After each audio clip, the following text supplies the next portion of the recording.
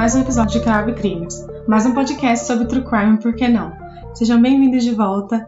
Essa já é a 10ª vez que eu tô tentando gravar esse episódio, mas se Deus quiser, dessa vez vai dar tudo certo. Já falei isso umas 500 vezes, mas enfim. Espero que vocês tenham gostado do episódio da semana passada. Como eu falei no episódio passado, aquele episódio era bem diferente. Espero que vocês tenham gostado dele. Espero que eu tenha conseguido explicar aquela história maluca pra vocês tenham conseguido entender bem tudo o que aconteceu no caso. E o episódio de hoje ele já vai ser um pouquinho mais voltado para o que eu já estava fazendo. Essa história ela não é muito conhecida, essa é a minha proposta do meu podcast. Eu quero fazer uma coisa que tenha casos que não sejam tão conhecidos, talvez mais pra frente eu faça mais casos conhecidos, mas por enquanto eu queria fazer só de coisas menos conhecidas para dar uma voz para essas vítimas, né? Então, eu sempre procuro estar pesquisando, eu assisto e ouço bastante coisas sobre True Crime, então eu sempre acabo me deparando com coisas que eu fico abismada que eu nunca tinha ouvido falar antes. Então eu espero que vocês gostem do episódio.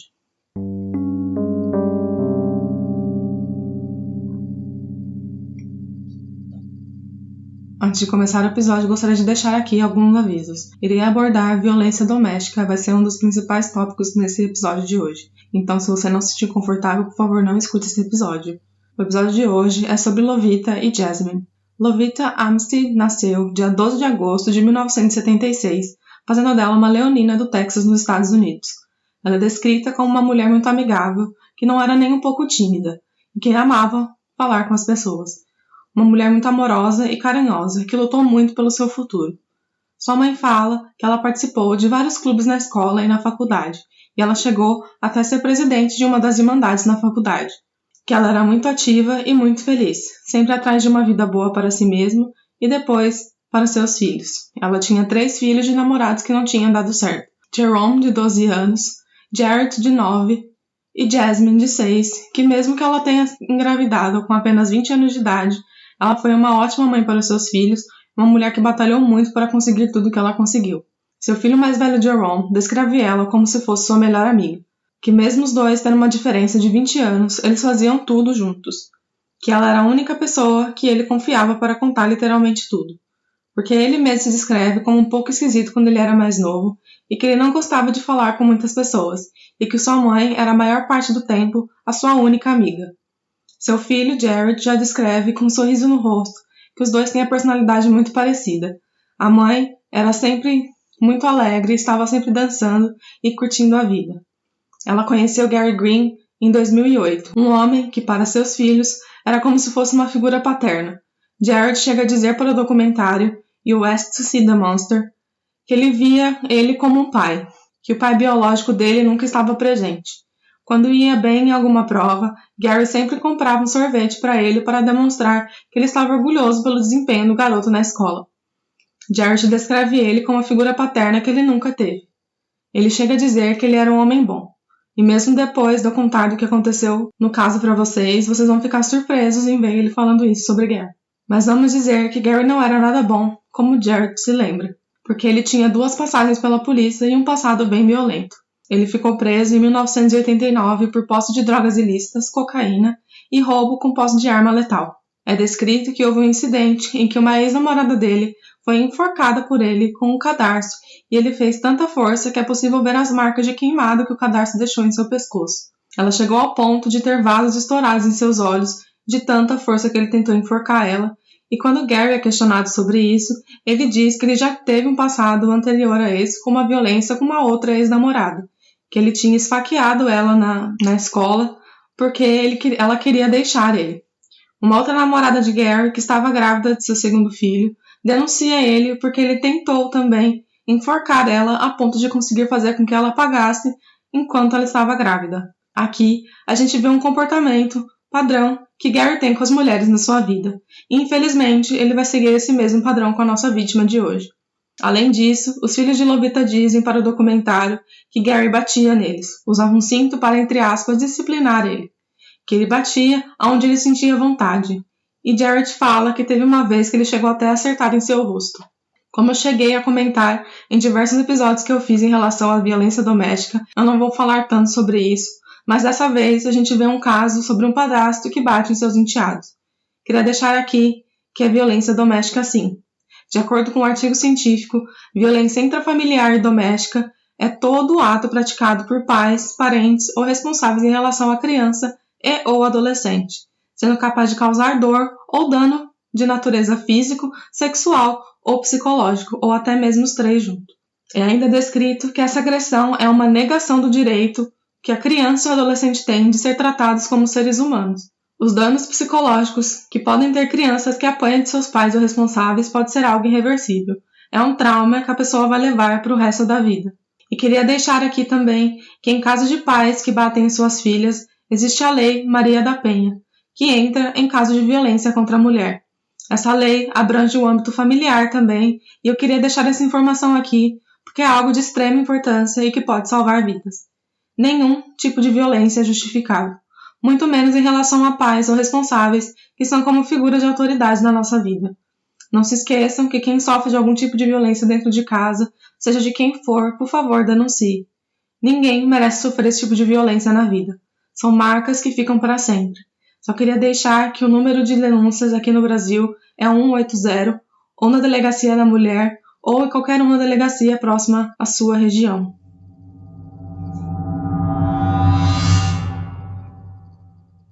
Jarrett diz que aquilo era normal para eles, mas que eles não gostavam nem um pouco daquilo. Uma vizinha da família confirma que Gary batia nas crianças como punição de qualquer coisa que eles faziam errado, ou até mesmo de coisas que só porque Gary estava com vontade de bater nas crianças. E isso ele falava que era uma forma de educar. Mas lembrem-se que bater nunca foi e nunca será uma forma de educar seus filhos e sim de traumatizar eles. A vizinha fala que teve uma vez que Gary bateu tão forte em um dos meninos que os meninos foram correndo até ela e falaram que parecia que o braço tinha quebrado de tão forte que eles sentiram a batida que Gary deu. É reportado que as crianças viviam com marcas em seus corpos, que as punições eram mais para os meninos, que Jasmine era a favorita dele e ele não era tão ruim assim com a caçula, mas é reportado que ele também era agressivo com ela. E é dito no documentário também que ele era agressivo com Lovita, e a vizinha chega a falar a palavra ruim com os meninos e com Lovita, que parecia que ele tratava ela como se fosse um dos filhos dela e não como sua namorada. Os filhos mais velhos de Lovita, Jerome, fala que a relação deles eram cheias de briga, que chegavam a se tornar físicas também. Mas Lovita não queria mostrar isso aos seus filhos. Ela sempre inventava alguma desculpa, como por exemplo teve uma vez que ela quebrou o pé e ela falou para os filhos que ela tinha caído e se machucado, mas na verdade foi uma surra que o Gary deu nela e ela acabou quebrando o pé no meio dessa briga deles dois. Mas mesmo assim, ela acabou se casando com ele, mas ela chega a dizer para sua vizinha que ela tinha cometido um grande erro e que ela queria seguir com a sua vida, só que Gary não estaria nos planos dela. E claro que não podemos esquecer de falar da nossa outra vítima nessa história. Como vocês já devem ter visto no título do episódio, eu estou falando da menina de apenas 6 anos, Jasmine Montgomery. Ela é descrita pelo pai como a garotinha do papai. Estava sempre do lado dele. Uma menina que era do jeito da mãe, sempre muito simpática e nem um pouco tímida. Jared descreve sua irmã mais nova como se fosse a sua melhor amiga, que eles faziam tudo junto, literalmente tudo, até mesmo escovar os dentes. Que o relacionamento dos dois era uma coisa inquebrável, e que nada que ela quisesse, ele não faria por ela. Era a caçula da casa e com certeza foi muito paparicada por todos. Seu pai diz no documentário que no final de semana que antecedeu os eventos do caso de hoje, Jasmine não queria voltar para casa, e ele fala que era um comportamento até que normal dela. Quando chegou a hora de ir embora para casa, ela não queria, ela queria continuar com o pai e começou a chorar. Quando eles estavam se arrumando para levar Jasmine de volta para a casa de Lovita, ela continuou chorando e insistindo que ela não queria ir para casa, que o caminho todo ela continuou desse jeito. E a esposa do pai biológico de Jasmine fala que ela teve um pressentimento ruim em relação ao comportamento da menina, que parecia que ela realmente não queria voltar para casa, e ela fala que ela se arrepende terrivelmente de não ter seguido esse pressentimento. Eles falam no documentário que ela passava os finais de semana com eles, e cada final de semana parecia que ela queria cada vez menos voltar para a casa da mãe, que ela parecia realmente triste em ter que voltar para lá. A madrasta dela chega a falar que teve um certo momento que Jasmine começou até mesmo a tremer só de falar que eles iam voltar para a casa da mãe. E foram assim que os eventos do caso de hoje aconteceram. No dia 22 de setembro de 2009, os filhos de Lovita falam para o documentário que era para ser mais um dia normal, que eles iam para a escola, depois eles iam para a igreja. Jerome fala que ele queria mesmo que tudo fosse só mais um dia normal, mas infelizmente não foi. Ele fala que a última vez que ele viu sua mãe e sua irmã foi antes de sair de casa. Ele deu um beijo nas duas antes de sair. Mais tarde, o padrasto deles, Gary, foi buscar eles na igreja, o que já era uma coisa muito estranha, porque geralmente era a mãe dele e a irmã que iam buscar eles. E ele nunca tinha feito isso antes, que no máximo ele tinha ido buscar somente uma vez na escola, quando eles estavam começando o namoro. E eles falam que ele estava sorrindo no banco do fundo, o que mais uma vez era uma coisa muito estranha, porque ele não era de dar muito sorriso. É descrito que os meninos, depois que eles entraram no carro, ele ficou fazendo diversas perguntas, como por exemplo, como tinha sido o dia deles e como tinha sido na igreja, o que mais uma vez era uma coisa muito estranha para os meninos, porque eles não estavam acostumados com esse tipo de comportamento, porque Gary nem ao menos sorria para eles. Era um comportamento totalmente atípico, o que deixou as coisas cada vez mais estranhas para eles. Eles chegam em casa, Gary liga para Lovita e fica no telefone. Então, ele diz para os meninos que eles precisavam entrar para tomar banho, porque a mãe deles tinha mandado eles se preparar para irem para a cama, porque já estava ficando tarde. Então, os meninos fazem exatamente isso. Eles entram e obedecem Gary, porque com certeza eles tinham medo do padrasto.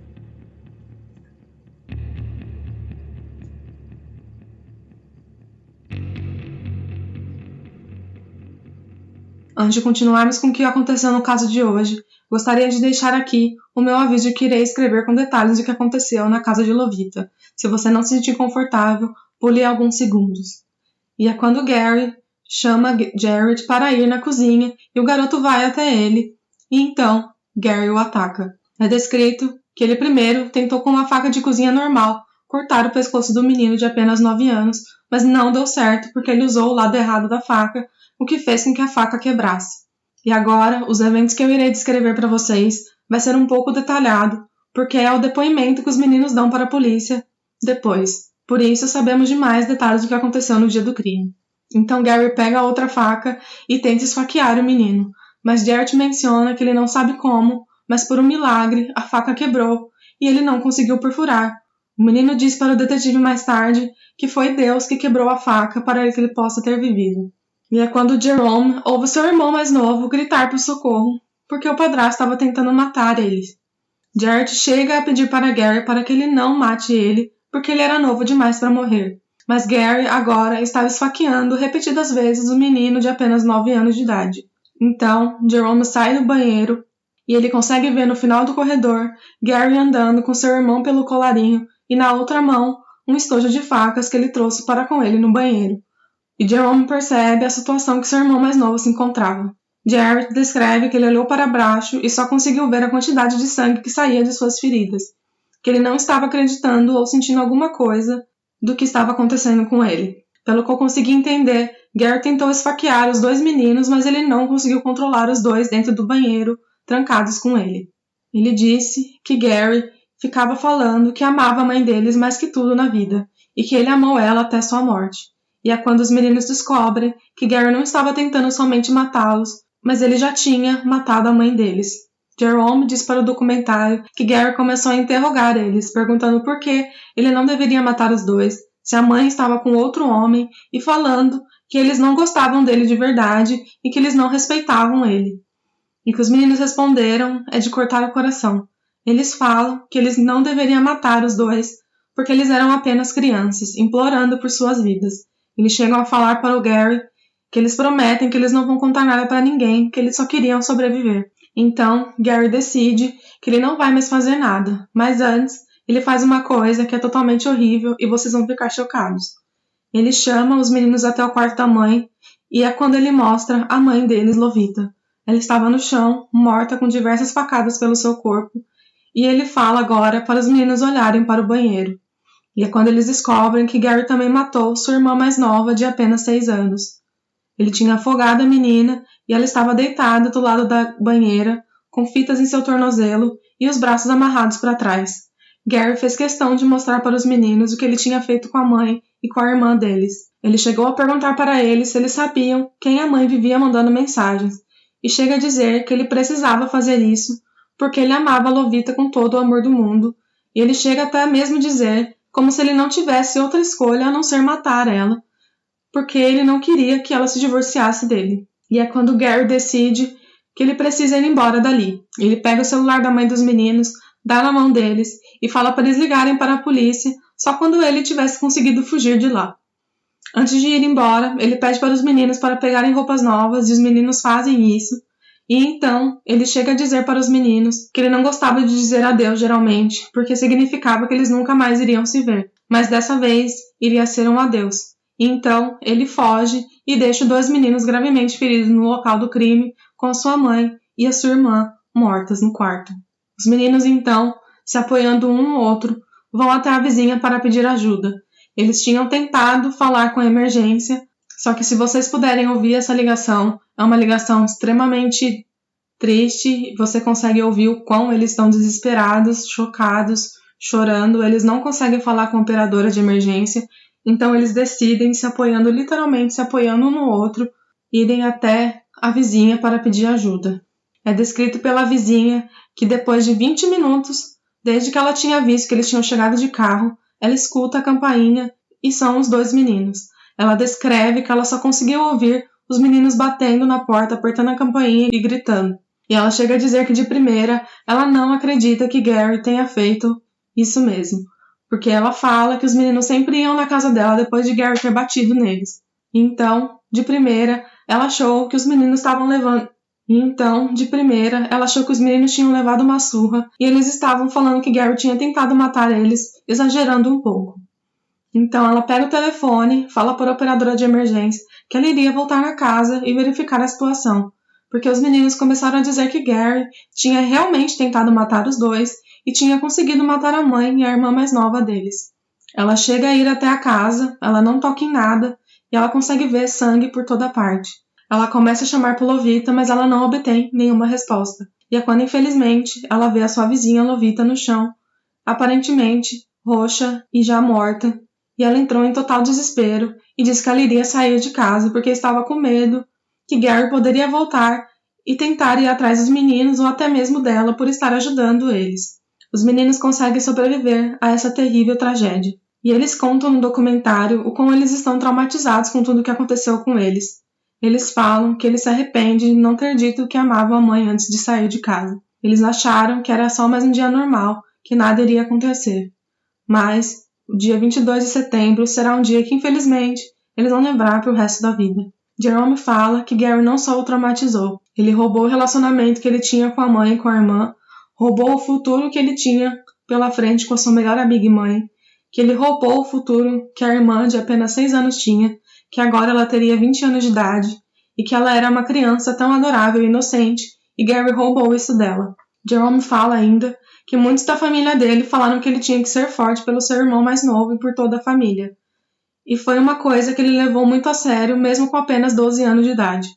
Que ele não deveria chorar, que ele deveria ser forte, o que foi um erro da parte da família dele, porque ele tinha que se permitir ter o luto por sua mãe e pela sua irmã, poder chorar e não ser forte em um momento tão trágico. Ele diz que ele não consegue mais expressar suas emoções direito e ele usa a música como forma de expressão. E nas letras dele é possível ver o quão ele ainda sofre com tudo que ele teve que presenciar. E ele tem diversos problemas psicológicos devido a tudo que Gary fez eles passarem, não só por ele ter matado sua mãe e sua irmã, mas também por toda a violência doméstica que eles sofreram na mão de Gary.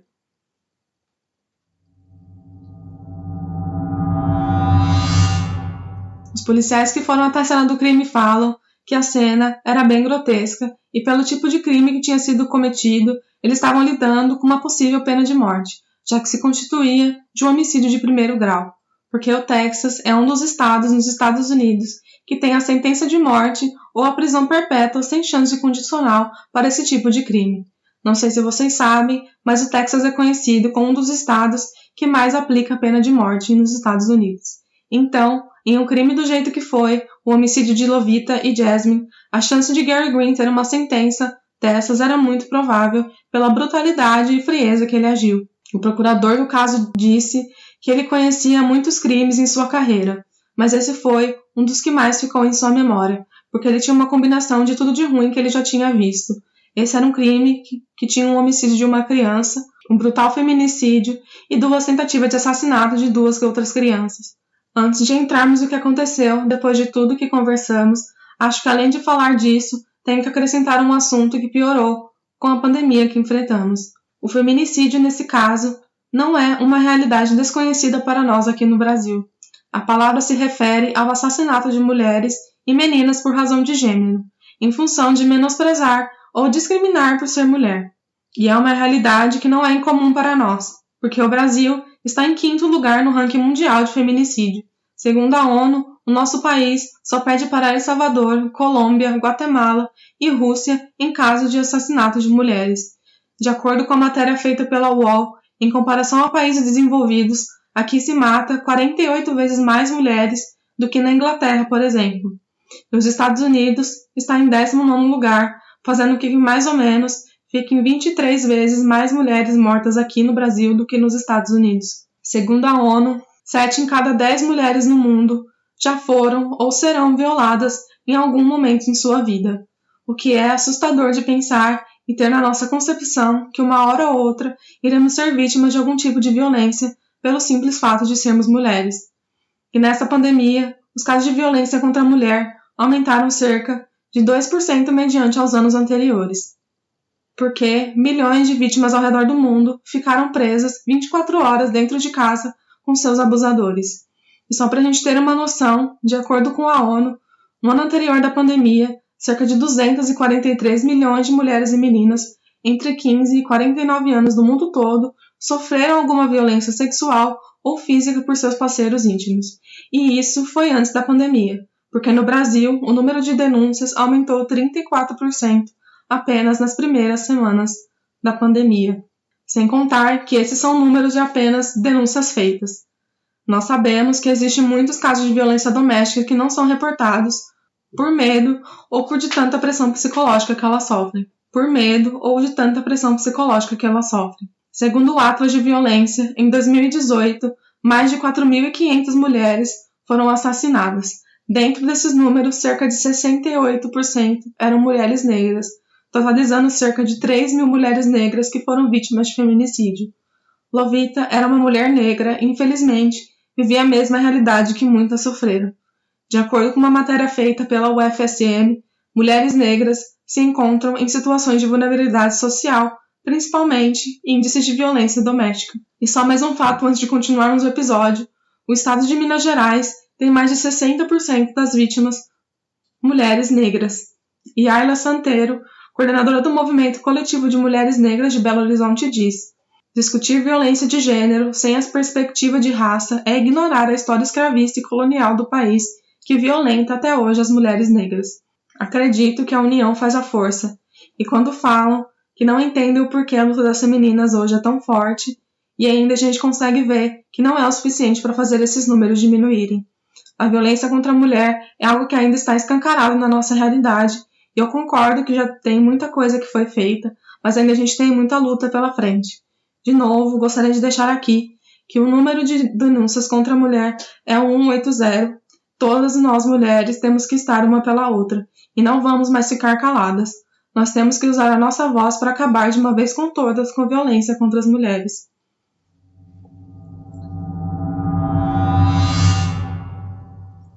O bom do documentário que eu citei é que eles conseguem entrevistar Gary na cadeia. E ele fala que ele teve a intenção sim de matar os meninos e que foi pelo simples fato dele não ter uma arma no momento e ele teve que matar um por um e que foi somente por isso que ele não conseguiu matar os meninos. Queria deixar aqui que o documentário traz fotos da cena do crime e se vocês não gostam de ver esse tipo de coisas, eu não aconselho a assistir esse documentário. Lá, os investigadores responsáveis pelo caso falam que a principal cena do crime foi o quarto e o banheiro da vítima, que Lovita estava deitada no chão com diversas facadas em seu torso, que pelas cenas do crime dá para ver que Lovita não morreu sem antes lutar muito por sua vida e, pelo que parece, antes de atacar ela, ele amarrou e amordaçou a pequena Jasmine no banheiro.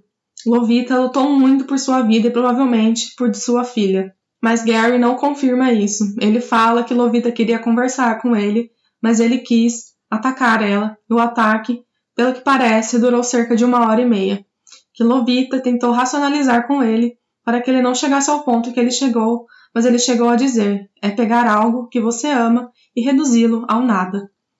E graças aos meninos, mesmo que Jerry tenha levado facadas e principalmente na barriga, eles conseguem dar todas as informações que os policiais precisavam para ir atrás de Gary Green, o que facilitou muito para que logo após o ocorrido, eles lançaram um mandato de busca e apreensão de Gary Green. No interrogatório, Jarrett fala tudo o que ele presenciou e até mesmo dá um motivo pelo qual Gary matou sua mãe e sua irmã.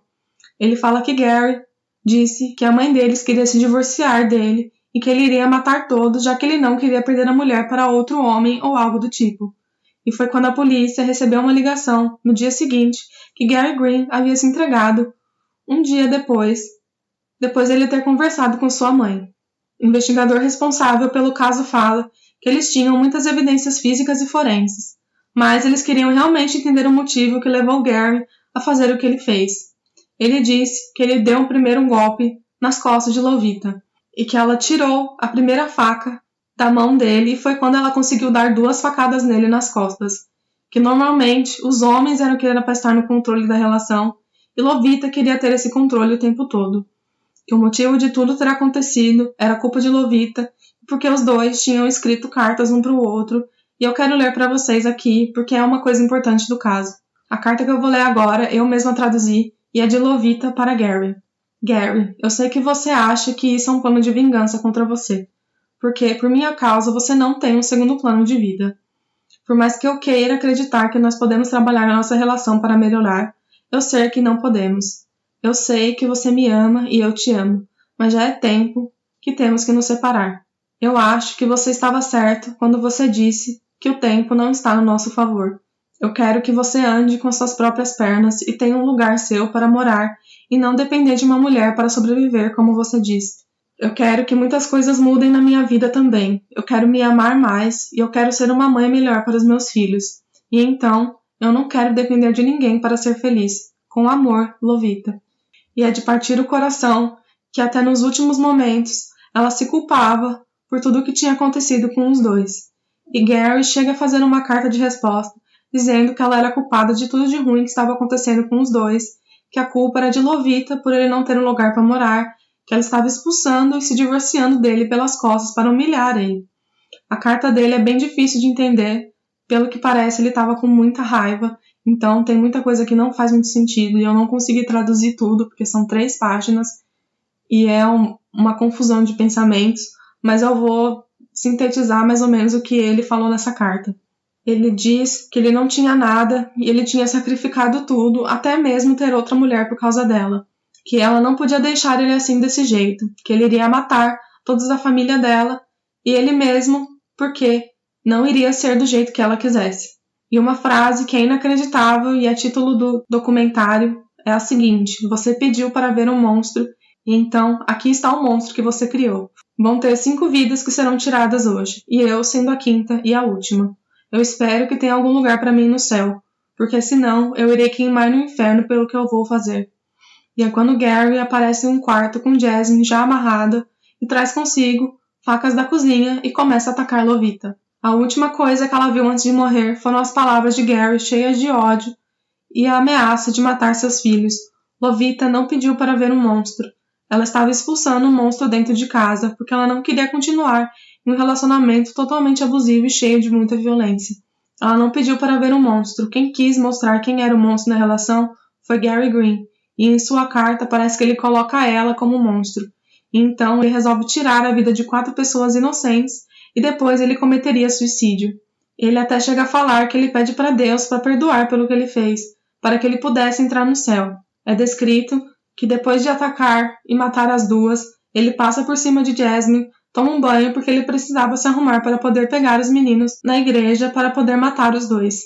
Os investigadores do caso falam que ele queria saber o motivo pelo qual ele tinha feito isso com Jasmine, mas Gary não dá uma justificativa o porquê, ele só diz que enquanto ele atacava Lovita, a menina via tudo e depois é descrito que ele encheu a banheira e afogou a menina. Ele até mesmo chega a dizer para o investigador que ele esperava que no céu tivesse um lugar para ele, para que todos pudessem ficar juntos. E como eu cheguei a comentar, Jerome não é muito bom em expressar seus sentimentos e dizer realmente tudo que lhe afeta. Mas ele escreve raps E ele escreveu uma carta para Gary em versão de rap. Eu gostaria de tocar para vocês e depois eu irei trazer a tradução de tudo que ele disse. Got all these questions that need answers, man, my mind blown. 8 years down the line, and this is still what my mind owns. So answer me with honesty. You caused me all these problems, G, and I just need some closure, man. So firstly, let me start with these. When you killed my mama, did you hear the screams? When you drowned my sister, did you feel the ease? Did taking 2 lives ever make you queasy? Was taking 2 more gonna bring relief? When you said you loved her, did you really mean it? Did killing Jasmine really have a meaning? Did you join the family just to come between us? Were you stepfather or a father figure, bro? I'm bothered with you. It's not like I up and forgot my sister. In court, you couldn't look me in the eye, but I bet you ain't blink when your grown ass drowned her, did you? Man, I just can't get it out my system. You taught a little girl like she would've hit you, and she wouldn't hurt her fly. Now she up with the birds and I can't let this shit control my life. And I can't stand how a grown ass man like you can make a little girl black and blue. Man, that ain't cool. She has so much life to see, and I got cut short because of you. And I can't see why you chose this family. We was cool before you came along, but it's okay, cause we all stay strong. But hey, that's what happened when you add the arm. Tenho todas essas perguntas que precisam de resposta. Eu e minha mente estamos explodindo. 8 anos depois, e isso ainda está em minha mente, então me responda com sinceridade. Você me causou todos esses problemas, Gary. E eu só preciso de um ponto final nessa história. Então, em primeiro lugar, deixe-me começar com essa. Quando você matou a minha mãe, você ouviu os gritos. Quando você afogou a minha irmã, você sentiu a facilidade. Tirar 2 vidas já te deixou enjoado. Tirar mais 2 traria alívio. Quando você disse que a amava, você realmente quis dizer isso? Matar Jasmine realmente tinha significado? Você se juntou à família apenas para ficar entre nós? Você ainda era um pai ou uma figura paterna? Eu não me incomodo com você. Não é como se eu tivesse acordado e esquecido a minha irmã. No tribunal, você não conseguia nem olhar nos meus olhos, mas aposto que você não piscou quando literalmente um homem adulto a afogou, não é? Eu simplesmente não consigo tirá-lo do meu sistema. Você amarrou uma garotinha como se tivesse batido em você, e ela não machucaria uma mosca. E agora, ela está com os pássaros, e eu não posso deixar isso aqui controlar a minha vida. Eu não suporto quando literalmente um homem adulto como você pode ter feito uma garotinha ficar preta e azul. Ela tinha tanta vida para ver e foi interrompida por sua causa, e eu posso ver o porquê você escolheu a nossa família. Nós éramos legais antes de você aparecer, mas tudo bem, porque nós continuamos e permanecemos fortes. Jerome chega a falar que ele até consegue compreender e superar a morte da mãe dele, mas ele fala no episódio do programa Evil Lives Here, Shadow of Death, que ele nunca vai conseguir entender o porquê Gary fez o que ele fez com a irmã mais nova deles, que ela era apenas uma criança que não tinha nada a ver com a vida do casal, que a vida dela foi roubada por Gary, e por mais que tenha sido um passado, anos do crime, ele não consegue entender o porquê de Jasmine ter sido assassinada tão brutalmente por ele. O julgamento de Gary Green aconteceu uma semana após os acontecimentos do caso. Os investigadores tinham tudo, diversas evidências físicas e forenses, e até mesmo eles tinham a confissão voluntária de Gary. Então, além disso, os meninos também testemunharam contra Gary em seu julgamento, o que ajudou muito no caso contra ele. Nos documentos do processo, o patologista fala que Lovita levou no total de 30 facadas. Seu corpo também apresentou sinais de asfixia, incluindo uma contusão na lateral do pescoço, que pode ter sido feita por dedos, petecas em seu olho e hemorragia ao redor da cartilagem da garganta. A forma de morte de Lovita foi homicídio e a causa da sua morte foram as 30 facadas, nenhuma das quais teriam sido fatais individualmente. O patologista ainda opinou que as facadas teriam sido o suficiente para causar a morte de Lovita sem os outros ferimentos. Além disso, o patologista responsável pela autópsia de Jasmine testemunhou que os tornozelos e os pulsos de Jasmine foram presos com fita adesiva e havia resíduo de borracha na bochecha esquerda dela. Houve uma hemorragia no topo do crânio de Jasmine e os pulmões dela estavam com sinais de edema pulmonar, o que o médico testemunhou que provavelmente foi devido à falta de oxigênio. O patologista somente evidenciou o que já sabemos, que Jasmine foi asfixiada até a morte e sua morte, infelizmente, não foi instantânea, e seus ferimentos eram consistentes com a confissão de Gary Green. Um médico do pronto-socorro testemunhou contra Gary, falando que ele tinha confessado para ele que ele tinha esfaqueado sua esposa com uma faca de cozinha. O detetive que tomou a confissão gravada de Gary fala que ele fez todos os procedimentos antes de pedir para Gary contar o que aconteceu no caso, E Gary, consciente, sabia que tudo que ele podia falar ia ser usado por ele contra um tribunal. Então, a confissão foi válida no julgamento e vários outros policiais que processaram a cena do crime ou acompanharam Gary testemunharam contra ele falando sobre o que eles presenciaram na cena do crime e como era o comportamento depois de Gary. A defesa não apresentou nenhuma testemunha. Diante do julgamento, a família de Lovita e até mesmo os meninos descobrem pela primeira vez o passado agressivo em relação às parceiras anteriores de Gary. Eles não tinham ideia de que o homem já tinha um passado muito violento em relação às suas ex-namoradas, que para eles fez um pouco mais de sentido o padrão que Gary tinha com as namoradas anteriores e como ele agiu com Lovita e até mesmo com seus filhos. Ainda é descrito que ele não gostava de mulheres de opiniões fortes e determinadas, e que isso foi um fator que foi, de certa forma, um gatilho para que Gary usasse a violência contra ela e seus filhos. Durante o julgamento, um psiquiatra testemunhou que ele determinou que Gary sofria de transtorno esquizoafetivo bipolar, e que ele acreditava que as pessoas estavam tentando machucá-lo. Mas eles também enfatizaram que a doença não é razão pela qual ele se transformou num assassino. Também, 2 psicólogos testemunharam dizendo que o QI de Gary estava entre 78 e 105, o que é baixo, mas não é o suficiente para indicar que ele tem algum atraso mental. O irmão de Gary testemunhou falando que o irmão sempre sofreu de transtornos mentais e que ele já ouviu o irmão dizer várias vezes que não tinha motivo para sobreviver e que ouvia demônios o tempo inteiro falando com eles. Que pouco antes de cometer os assassinatos, Gary se internou em um hospital psiquiátrico por 5 dias, mas depois pediu para ser liberado de acordo com o artigo, mas eu não encontrei outras fontes que falem isso, então não tem como eu confirmar se ele realmente foi internado em um hospital psiquiátrico. Na audiência para a sentença de Gary, Jarrett disse para Gary: "Eu te amo, e eu pensei que você não ia me trair assim. Para mim, você era um pai, e eu te amo, mas eu não vou deixar você tomar conta da minha vida."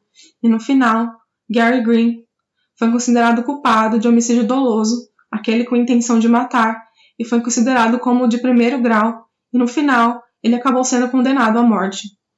Ele permanece no corredor da morte até hoje e ele já tentou diversas vezes apelar por sua sentença, porque ele acredita que ele morrer não vai fazer com que as coisas voltem a ser como eram antes.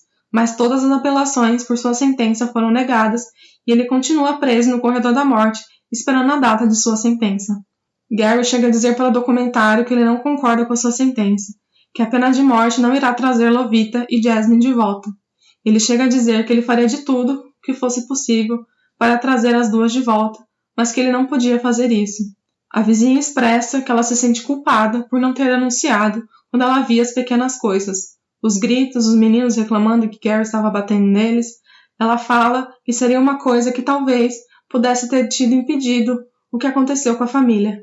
Pelo que dá para ver no documentário, o único que não sente algum tipo de remorso, o que realmente aconteceu, foi Gary. Em nenhum momento ele pede perdão para os meninos ou fala que sente muito pelo que ele fez com a mãe deles e com a irmã, até mesmo com os próprios meninos. E mesmo na sua confissão gravada, ele não se mostra arrependido, e ele também não dá motivos por ele não ter matado os meninos, por ter matado Jasmine e não ter se matado. Eu geralmente gosto de procurar instituições de caridade ou doações para as famílias das vítimas, porque eu acredito que seja um bom jeito de homenagear as vítimas e trazer alguma coisa boa em relação a casos tão trágicos, mas como eu não achei nenhuma no nome delas, eu queria deixar aqui a instituição Casa de Isabel, que tem como objetivo trazer um trabalho com adultos, crianças e adolescentes que são vítimas de violência doméstica, familiar, e distribui gratuitamente esses benefícios das pessoas junto com diversos órgãos públicos. Eles têm terapia para essas pessoas que sofrem com esse tipo de abuso e eles também têm um programa de proteção e redução de danos para pessoas que usam drogas. E eu acho que seria uma boa instituição para colocar aqui para ajudar as pessoas que sofrem de violência doméstica, sem se importar com gênero, classe social, religião e cor. Acho que essas histórias, para o público que gosta de ouvir histórias sobre true crime, é essencial que a gente também faça uma boa ação para ajudar as pessoas que precisam de ajuda.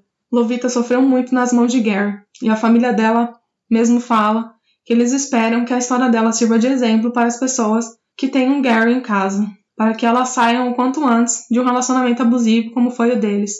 Acho que observar os sinais desde o começo, como já tinha várias vezes já falei, a gente vê quando namoradas tratam mal seu parceiro, quando familiares e amigos falam pra você que tem alguma coisa de errado nesse relacionamento e sair desse relacionamento, porque eu tenho certeza que quem passar por isso merece muito amor e carinho e não esse tipo de relacionamento. Eu acredito que estar em um relacionamento não é sacrificar sua felicidade. É uma parceria entre duas pessoas que só querem o bem uma da outra e não gritar e machucar o outro.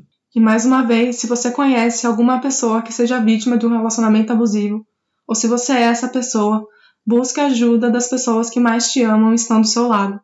Denuncie para o número 180 para alguma delegacia ou até mesmo para a delegacia da mulher, se você for vítima, se a vítima for mulher.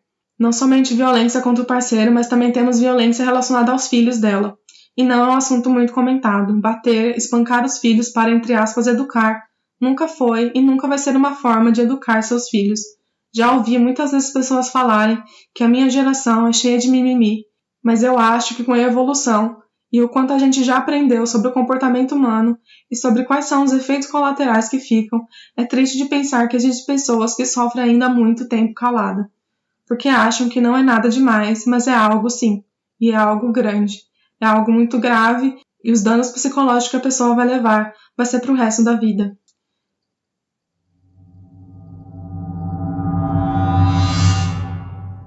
Então é isso, espero que vocês tenham gostado do episódio de hoje. Resolvi fazer esse caso porque eu não ouvi em nenhum lugar assim muito grande conhecido. E é um caso bem chocante e bem típico que a gente está acostumado a ver, infelizmente.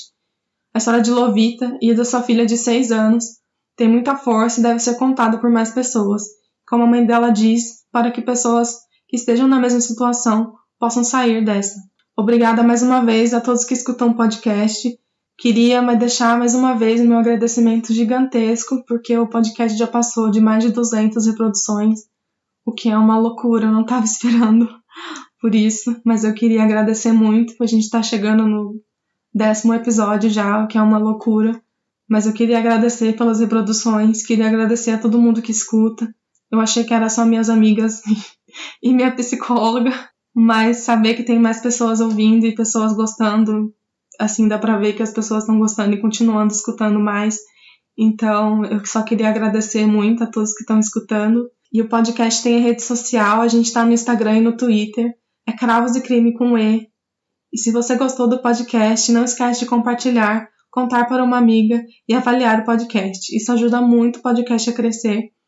E também a gente tem o link de solicitação de caso você tenha algum caso que queira que eu cubra aqui no podcast.